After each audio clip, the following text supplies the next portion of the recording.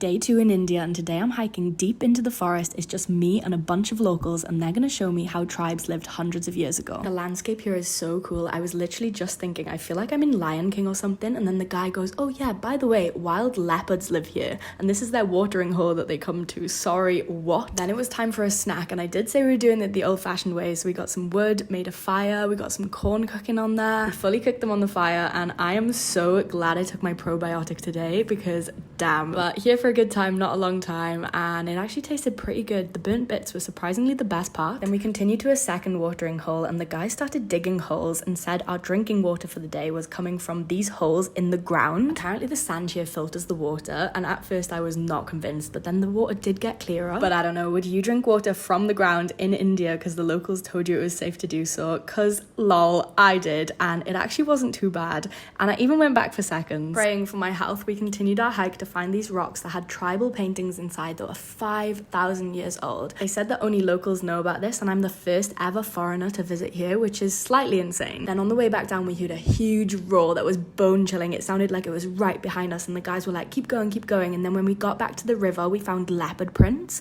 and the guys traced the leopard prints back up to where we were standing, and it turns out the leopard was right behind us. So full of adrenaline, knowing that there's a leopard roaming around, they decided that this was a good time for lunch. And of course, no packed lunches today. We found some sticks and made a fire. We made this gluten-free bread, which is like an Indian grain called missi. Artie made some plates out of leaves, and it actually tasted really good. And then the sun was starting to set, so we decided to head back before the leopard returns.